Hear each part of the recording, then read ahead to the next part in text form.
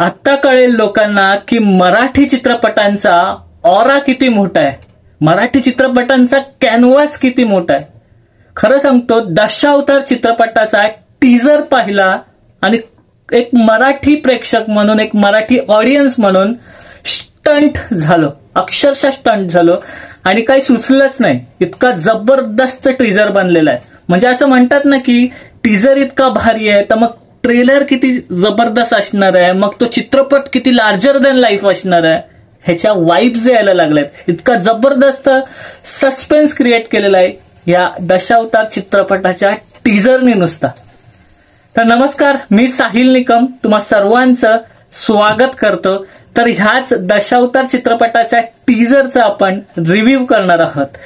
तर खरं सांगतो, जसं मी म्हटलं सुरुवातीला की टीजर पाहिला आणि स्टंट झालो, कारण मराठी चित्रपट असे येत नाहीत. आपली अशी खूप वेळा बोंब असते, परंतु आता तो मराठी चित्रपट, त्या लेवलचा मराठी चित्रपट येत आहे आणि त्याचा टीजर रिलीज केलेला. तर जर का तुम्ही टीजर पाहिलं नसेल तर लगेचच जाऊन युट्यूबवर जाऊन टीजर पहा. खूप सुपर्ब टीजर आहे.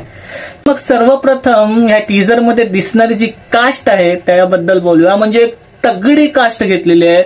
महेश मांजरेकर सर असतील, त्यानंतर दिलीप प्रभावळकर सर असतील, सिद्धार्थ मेनन, प्रियदर्शनी इंदुलकर असतील, त्यानंतर केंकरे सर असतील, त्यानंतर सुनील तावडे सर असतील. अशी एक जबरदस्त स्टार कास्ट आहे आणि त्यावर एक सरप्राईज किंवा आयसिंग ऑन द केक म्हणजे भरत जाधव सर सुद्धा या चित्रपटामध्ये असणार आहे. आणि हा एक खरंच सरप्राईज आहे आणि खूप जबरदस्त सरप्राईज वाटला, कारण भरत जाधव सरांचा एक ऑरा आहे, त्यांचा एक ऑडियन्स आहे, ते या चित्रपटाला खेचून नक्कीच आणतील आणि त्यांचं काम पाहायला खूप मजा येते. त्यामुळे तगडी स्टारकास्ट आहे आणि खूप भारी वाटलं ती स्टारकास्ट बघून. आता सर्वप्रथम जे टीजर मध्ये जे आपल्याला दिसलं तर ते म्हणजे जे गाराणं घातलेलं आहे आणि तेच गाराणं नेमकं कोकणामध्ये घातलं जातं. आपण जसं ते म्हणतात, जसं होय महाराजा, तर ते वाला जे गाराणं घातलंय तिकडनं जे शहारे सुरुवात होतात अंगावर यायला आणि मग जो टीजर चालू होतो, सुपर्ब. त्याच्यानंतर जे जे पात्र दाखवले दशावतारामध्ये, जसं कोकणामध्ये असतात दशावतारामध्ये एखादं हनुमानाचं असतं किंवा मग एखादा राक्षसाचं पात्र वगैरे असतं, तर ते एकदम परफेक्ट दाखवलंय. ते मेकअप वगैरे करताना तो जो सीन आहे तो पण अटॅच करेल. जे कोकणी आहेत त्यांना खरंच ते म्हणजे मालवण वगैरे त्या साईडचे तिथे दशावताराचे जे नाटकं होतात, दशावतार होतात, तर ते परफेक्टली कनेक्ट करतील त्या सीनला आणि ह्या पिक्चरला सुद्धा कनेक्ट करतील. त्यामुळे ते खूप आवडलं. त्याच्यानंतर एक कॅमेरावर ते म्हणजे दशावतारामधले जे पात्र आहेत ते बघतायत असं आणि त्याच्यामध्ये तो उलटा कॅमेरा घेतला, तर तो मला सीन खूप भारी वाटला. त्याच्यामध्ये ती आयडिया जी दाखवायचा जो प्रयत्न ते खूप छान वाटलं. त्यानंतर एक साईन केलेला आहे ज्यावर ते मला असं वाटतं की ती एक सिम्बॉल आहे की एक शोध घेतात आणि तो एक सिम्बॉल आहे, तो सिम्बॉल सुपर्ब दाखवला. त्या सिम्बॉलला लागूनच एक कट येतो आणि पूर्ण आगीचा जे गोल राऊंड दाखवलेला लोकांचा तो वाला सीन खूप आवडला.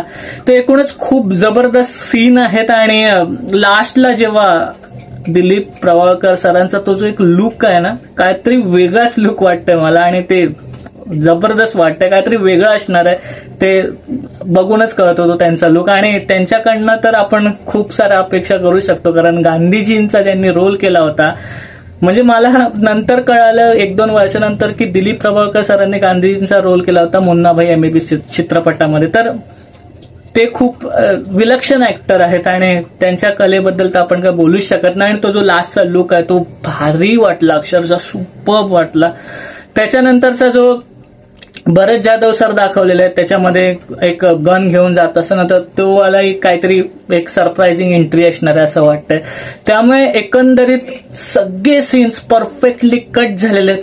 टीजर सुद्धा परफेक्टली कट झालेला आहे, ज्यांनी तो एक सस्पेन्स क्रिएट करतोय. काहीतरी नवीन असणार आहे, काहीतरी सस्पेन्स असणार आहे, त्यामुळे लोक नक्कीच हा चित्रपट पाहायला जातात. त्यानंतर म्युझिक बद्दल येऊयात तर बॅकग्राऊंड म्युझिक इतकं जबरदस्त आहे. स्पेशली मला जेव्हा ते लास्टला दशावतार असं जे येतं ना, आता मी काहीतरी वियर्ड वेनी बोलतोय पण ते सुपर्ब आहे. तर त्याच्यानंतर जे म्युझिक असणार आहे तर त्यामध्ये गुरु ठाकूर सरांनी गाणी लिहिलेली आहेत, जे की एक सुपर्ब जे रायटर आहेत. माऊली माऊली असेल, नटरंग असेल, अनेक अजय अतुल सरांची गाणी ज्यांनी लिहिली आहेत तर तेच ह्या चित्रपटाला रायटर असणार आहेत. A.V. प्रफुल्लचंद्र सरांचं म्युझिक असणार आहे, जे की सुपर्ब गाणी बनवतात आणि अनेक गाणी त्यांची फेमस आहेत. त्यामुळे एक सस्पेन्स चित्रपटाला कोण म्युझिक डायरेक्टर हवा मराठी चित्रपटातलं, तर मला वाटतं की A.V. प्रफुल्लचंद्र. तर त्यांचंही म्युझिक छान असणार आहे. त्यानंतर डिरेक्शन सुबोध खानोळकर यांचा असणार आहे आणि त्यांनीच लिहिलेला सुद्धा चित्रपट. त्यामुळे सस्पेन्स तर वाटतोय. मला वाटतं की हे डिरेक्टर आपल्याला निराश करणार नाही, नवीन पर्वणी देतील नक्कीच. आणि लास्टला जेव्हा कोल्हा असा येतो, तर एक असं असतं ना की कोकणात खूप जनावरं असतात असं मी ऐकलंय. सो ते कुठेतरी तेही दाखवायचा प्रयत्न आहे की काय, असं मलाही वाटतं. त्या सीनवर ना वाटतं आहे.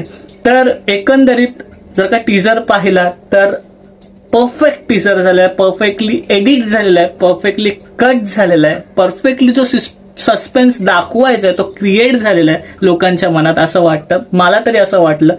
तुमचं तुम्ही टेक सांगू शकता. पण खरं सांगतो, टीजर हवा तर असा. आणि जे लोक म्हणतात ना की मराठी चित्रपट असे येत नाही तसे येत नाही, त्यांच्यासाठी हा टीजर एक उत्तर आहे असं मला वाटतं. तर हे होतं माझं रिव्ह्यू दशावतार ह्या चित्रपटाच्या टीजर बद्दल.